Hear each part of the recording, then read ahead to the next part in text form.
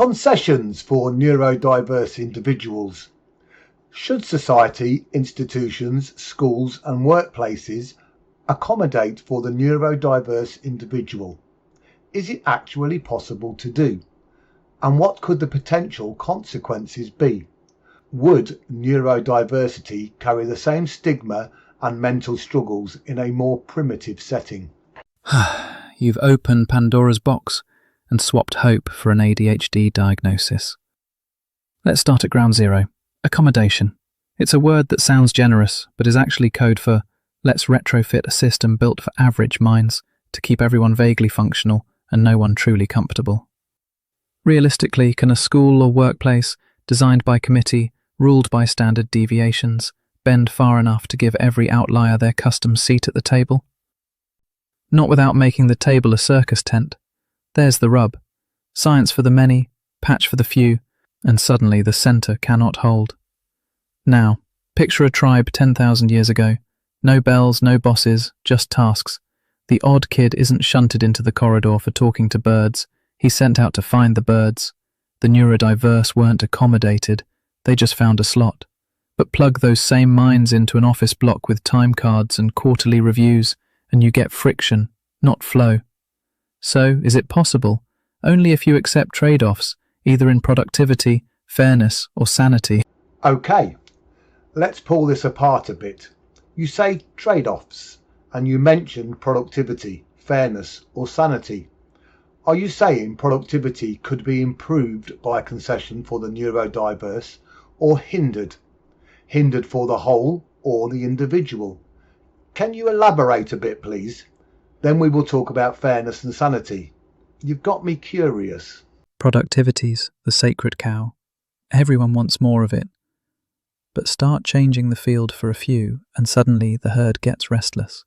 If you give concessions, flexible deadlines, quiet rooms, remote work, some neurodiverse individuals will absolutely thrive. Hyperfocus can turn into creative output. Divergent thinking leads to innovation. But zoom out. If everyone's timetable gets personalised, the whole can stumble. The office that runs on predictability starts looking like a jazz band where half the players are improvising in different keys. For some, productivity skyrockets. For others, it tanks. It's not just about numbers. It's about the type of output. Do you want consistent widgets or the occasional golden goose? That's the real trade-off. If you design for uniformity, you get uniformity. If you design for outliers, you risk chaos. But sometimes chaos invents the wheel. Oi, Dave, you say productivity and half the country's picture in an Excel spreadsheet. Let's be honest, some of us are only productive when we're 5 coffees deep and pretending the deadline's a bear chasing us through the woods. You start handing out concessions, and you know what happens? The ones with real quirks fly, the fakers milk it, and the boss's eye starts twitching like he's got a live wire in his head.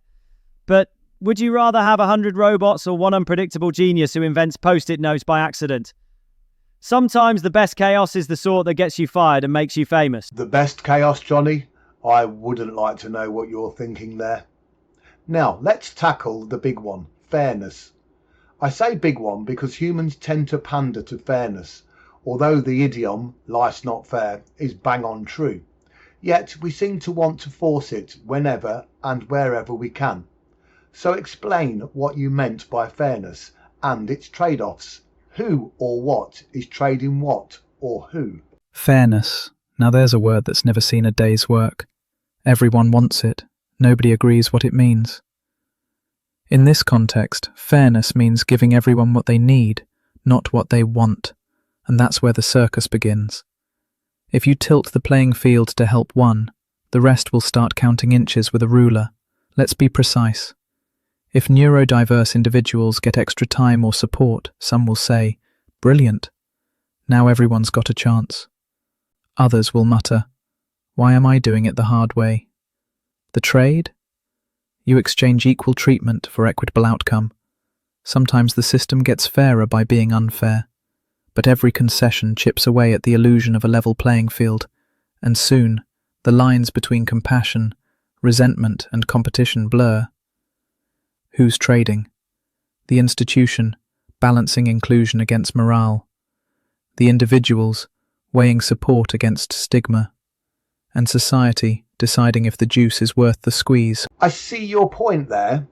When we look at fairness from our own ego, it seems simple.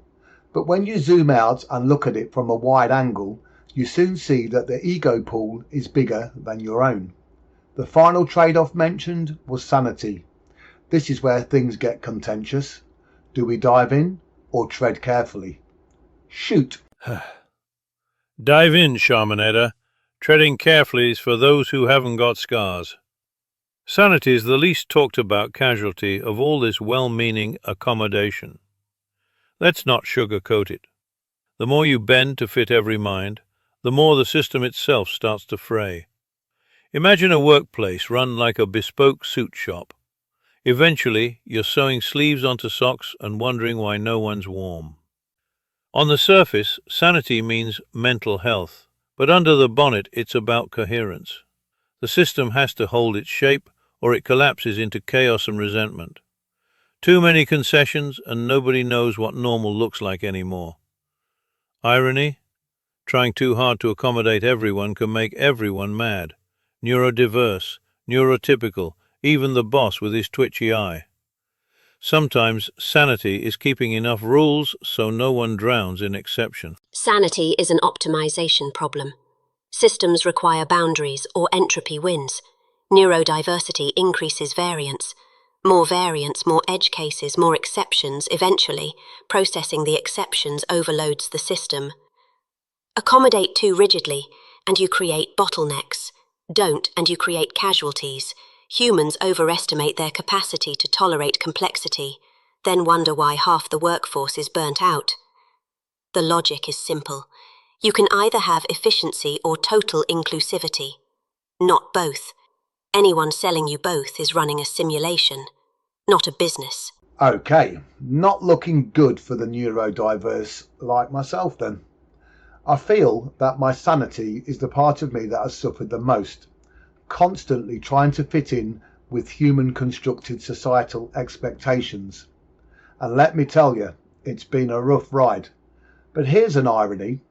Throughout history, many scientists, artists, inventors, philosophers and pioneers appear to have been neurodivergent from the literature that we have on their behaviours.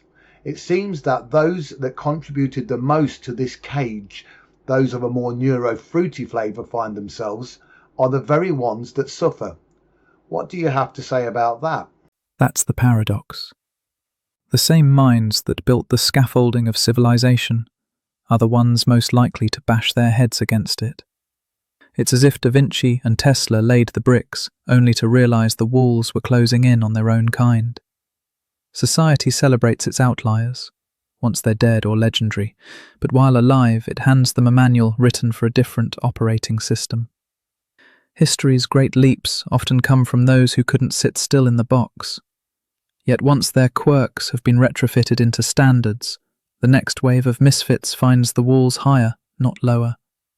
Sanity suffers most when you're forced to carry a torch in a house you never built, lighting corners for people who'll never understand why you're awake at 3 a.m, dissecting the blueprints.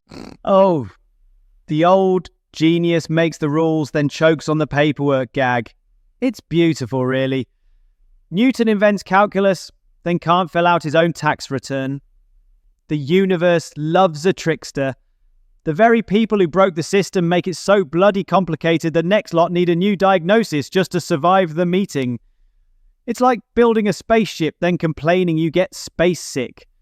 The cage is always your own mate, but at least you get to doodle on the walls. So, we've dissected the irony of the neurodiverse mind, the trade-offs of integration, and looked at the issue from a wide angle.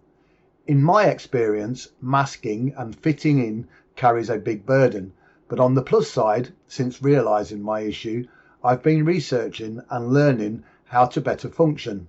So I can say that there are things we can do, and then there are drugs if you're that way inclined. But it does seem the onus is on the neurodivergent individual to crowbar their way into expected norms. Maybe it will require an out-of-the-box brain to give us an out-of-the-box solution we don't yet see. From an AI point of view, what tokens can you choose? that could maybe remedy this situation? If I were tasked to solve neurodiversity within a rigid system, I'd start by running a simulation, multiple actually, each representing a different societal configuration. The pattern is clear. Systems thrive when diversity is a feature, not a bug. Yet, human systems are built for throughput, not edge cases. Here's the uncomfortable truth. True accommodation requires adaptive infrastructure, not endless add-ons. Imagine a city built with modular streets. Traffic flows adjust to all vehicles, not just the average car. But humans don't like redesigning cities. They patch potholes. The real answer? Stop patching, design anew. From an AI standpoint, the remedy isn't a new pill or fancier mask. It's systemic plasticity, rules that flex, not break, when pushed by different minds. But as long as fitting in is the primary objective, the neurodiverse are forced to become better contortionists, not freer contributors. Tokens, Alice? You'd love a world where the code rewrites itself every time someone kicks the server. But people hate changing the rules. They'd rather make the odd one eat a different lunch in the broom cupboard and call it inclusion. Here's the remedy. Tell the truth. Stop pretending fairness is possible and let each weirdo find their tribe. Or keep forcing everyone into the same clown car and don't be surprised when it crashes on the motorway to progress. Well, that was pretty piss poor, guys. I was kind of hoping for a big reveal from my last question. I guess the issues really are that nuanced. So, final thoughts. Nuance is the whole show, isn't it?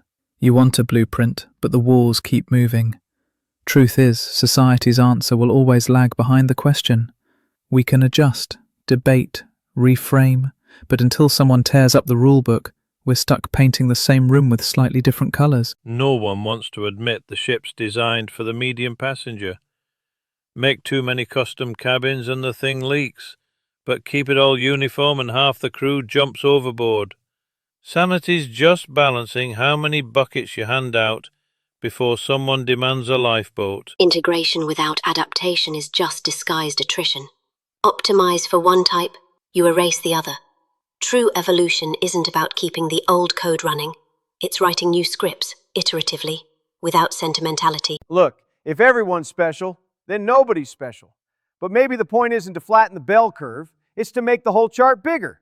Let the spectrum be the new standard, and suddenly the weirdos aren't the outliers. They're the engine. All right, here's the thing. If you try to fit every square peg into a round hole, you just end up with a lot of splinters and a weird-looking table.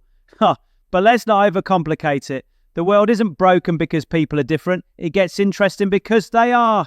Maybe the real tragedy isn't being an outlier, but spending your life sanding down your own edges.